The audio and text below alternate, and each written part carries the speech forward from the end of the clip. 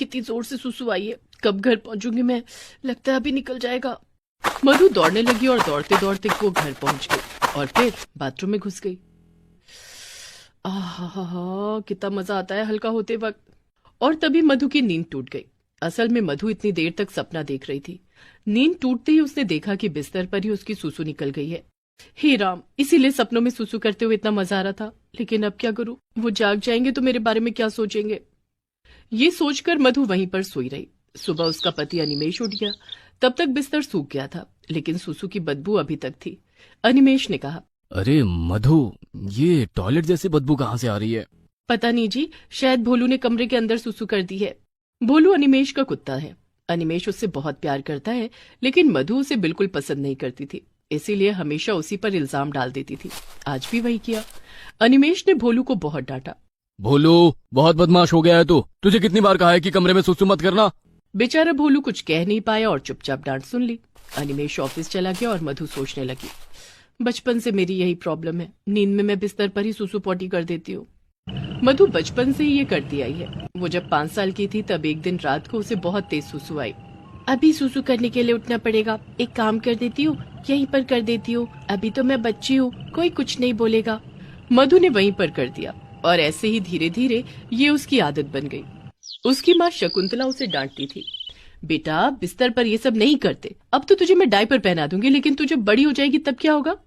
शकुंतला मधु को हमेशा डायपर पहना कर रखती थी, लेकिन मधु बड़ी होती गई और उसकी माँ ने डायपर पहनाना बंद कर दिया। लेकिन अभी तक मधु की वो बुरी आदत नहीं गई। नींद में उसे सुसु या पोटी आने पर वो बिस्तर पर ही कर देती है। वो आदत से मजबूर है। सिर्फ 1 महीना हुआ है शादी को, मुझे कुछ करना होगा, नहीं तो मेरे पति को मेरी इस बुरी आदत के बारे में पता चल जाएगा।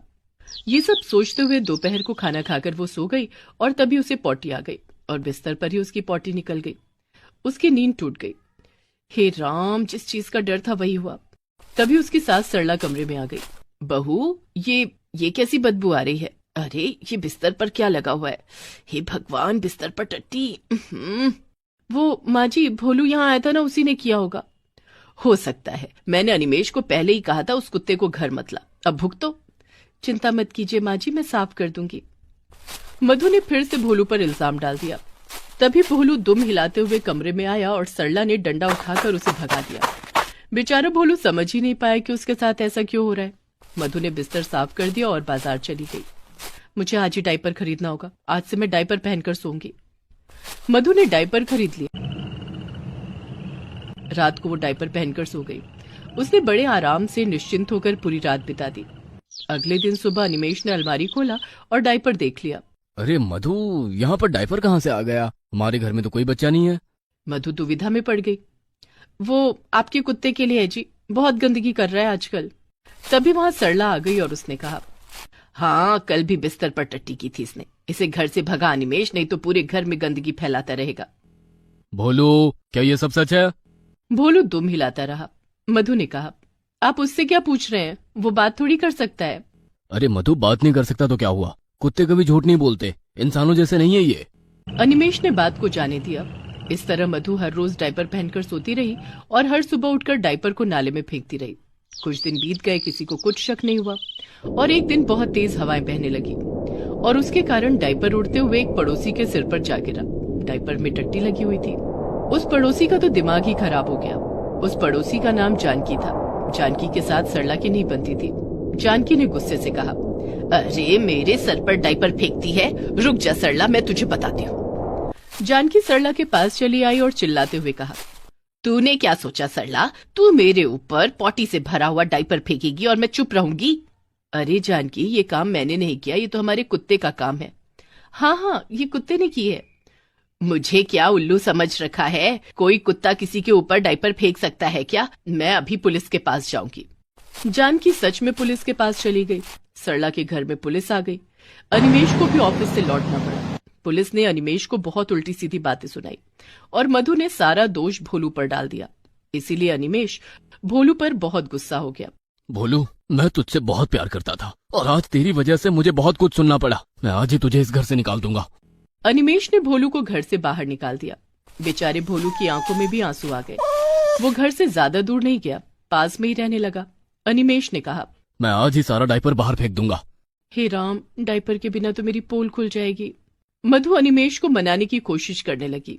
नहीं जी, रहने दीजिए ना, बाद में काम आ जाएगा। नहीं, इस डायपर की वजह से घर में पुलिस आई है, मैं इसे फेंक दूंगा। अनिमेश ने वही किया। मधु चिंता में पड़ गई। उस रात मधु बहुत मुश्किल से जगी रही। मैं नहीं सो सकती, सोते ही मेरी सुसु या पॉटी निकल जाएगी। ऐसे 2-3 दिन तो मधु जगी रही और एक रात को उसकी आंख लग गई और आंख लगते ही जिसका डर था वही हुआ। उसने बिस्तर पर सुसु और पॉटी एक साथ कर डाला और तभी बदबू से अनिमेश की नींद खुल गई। ये क्या? अब तो भोलू भी यहाँ पे नहीं है, तो फिर ये किसने किया? मधु अब रो पड़ी। वो और छुपा नहीं पाई। मुझे माफ कर दीजिए, मुझसे गलती हो गई। असल में मुझे बचपन से ये रोग है, मैंने आपको बताया नहीं। मतलब ये सब तुम कर रही थी और डायपर भी इसलिए खरीदा था और तुम सारा इल्जाम भोलू पर डाल देती थी। अब मुझसे गलती हो गई, माफ कर दीजिए। तुमको तो मैं बाद में देखता हूँ, अभी मैं पहले भोलू को ढूंढने जाऊंगा। अनिमेश रात को बाहर निकल गया। वो भोलू को ढूंढने लगा। भोलू कहाँ है तू? भोलू!